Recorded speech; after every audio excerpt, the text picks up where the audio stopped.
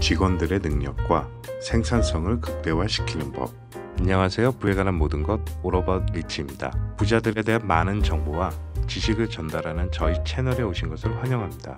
오늘은 직원들의 능력과 생산성을 최대한 이끌어내는 방법들에 대해 알아보려 합니다. 시작하기 전에 구독과 좋아요 버튼을 클릭해주세요. 부자들에 대한 더 많은 정보와 여러분이 궁금해하시는 모든 것들에 대한 해답을 얻을 수 있어요. 첫 번째, 먼저 성실하고 먼저 모범을 보여라. 작은 규모의 회사일수록 사장의 성실함과 부지런함은 직원들에게 큰 영향을 미칩니다. 사장이 게으르고 성실하지 못하며 업무에 대한 이해가 없이 술자리 접대와 골프에만 미쳐 있다면 관리자인 임원들은 열심히 일하지 않습니다. 사장 앞에서 단지 일하는 척할 뿐 본인의 역량을 발휘해 남들보다 뛰어난 성과를 내려 하지 않습니다. 이런 임원 밑에서 일하는 직원들은 회사가 어떻게 운영되고 있는지 누구보다 빨리 분위기를 읽을 수 있습니다. 설사 열심히 일하는 직원이 있더라도 머릿속엔 다른 회사로 이직을 꿈꾸고 하루빨리 회사에서 탈출할 생각만 하게 됩니다. 사장이 먼저 부지런하고 성실하며 회사의 방향성과 구체적인 목표를 제시한다면 직원들은 사장의 태도를 닮아가며 더 많은 성과를 낼 수 있는 환경이 만들어집니다. 두 번째, 창업자인 당신과 같은 꿈을 꾸게 해라. 회사를 설립한 당신은 황금빛 미래와 청사진을 꿈꾸고 있습니다. 유능한 직원의 능력과 생산성을 최대한 끌어내기 위해선 먼저 직원들의 동기부여가 필요합니다. 창업자의 꿈과 목표는 직원들과 공유하지 않는 이상 창업자의 머릿속에만 들어있게 됩니다. 창업자가 꿈꾸는 비전과 미래를 직원들과 함께 공유하고 그 목표를 이루기 위해 현재 필요한 것들을 의논하고 계획하다 보면 구체적인 업무에 대한 그림이 그려지게 되며 이를 바탕으로 시행착오나 수업비용 같은 불필요한 것들을 최대한 줄여나갈 수 있게 됩니다. 세 번째, 진심을 보여주고 비전을 제시해라.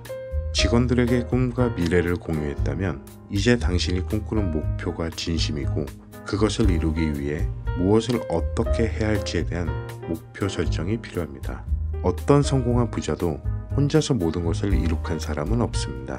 함께 오랜 시간 꿈을 쫓아 일해온 파트너와 직원들이 곁에 있으며 이들은 창업자의 꿈과 비전을 공감하고 함께 목표를 이루려 노력했습니다. 성과가 나오고 이익이 발생했을 때 반드시 직원들과 함께 공유할 것이며 구체적으로 어떤 보상을 어떻게 해줄 것인지 명확히 해준다면 직원들은 창업자의 진심을 이해하고 함께 노력할 것입니다. 네 번째, 명료하고 확실하며 구체적인 목표를 제시해라. 회사가 나아갈 구체적인 방향과 내용이 정해졌다면 이를 세분화시켜 명확하고 정확한 업무 내용을 직원들에게 전달해야 합니다. 특히 규모가 작은 회사일수록 직원들의 업무 내용은 추상적이고 모호하기 마련이며 중복되거나 업무 영역을 넘어서는 경우도 생깁니다. 이런 문제를 내버려 둘 경우 직원들의 집중력과 사기는 저하되고 기대했던 업무 성과는 떨어지게 됩니다. 더 많은 일을 하기 위해 직원을 채용했지만 채용 전과 비교해 크게 달라진 점이 없고 결국 사장 혼자 이런 업무를 수행해야 합니다. 다섯 번째, 반드시 단계적으로 확실한 보상을 해라. 저는 나중에 잘 되면 알아서 챙겨줄게 라는 말만 하는 사람을 믿지 않습니다. 먼저 상대방은 제가 원하는 만큼이 어느 정도인지 모릅니다. 그리고 정말 나중에 알아서 챙겨줄 사람이라면 어떤 성과를 어떤 기준에 맞춰 달성했을 때 무엇을 어떻게 챙겨줄 것인지 구체적으로 문서화해 줍니다. 나중에 정말 챙겨줄 사람은 제가 말하기 전에 먼저 써줍니다. 하지만 이런 사람을 만나는 것은 하늘의 별을 따는 것만큼 어렵고 말로만 챙겨주는 사람은 하늘의 별만큼이나 많습니다. 어느 정도 경험이 있는 직원들은 이미 말로만 하는 약속에 속아본 경험이 있어 말뿐인 약속을 더 이상 믿지 않습니다. 직원의 동기부여와 성과의 가장 큰 비중을 차지하는 것은 무조건 월급 그리고 성과급 혹은 보너스입니다. 정말 직원의 생산성을 극대화하고 싶다면 구체적이고 명확한 보상을 문서로 명시해 주세요. 그리고 먼저 이런 내용에 대해 직원들과 충분한 대화를 나눠보세요. 직원들의 생각과 사장의 생각이 다르며 그 다름의 깊이는 얼마나 깊은지를 먼저 알 수 있게 됩니다.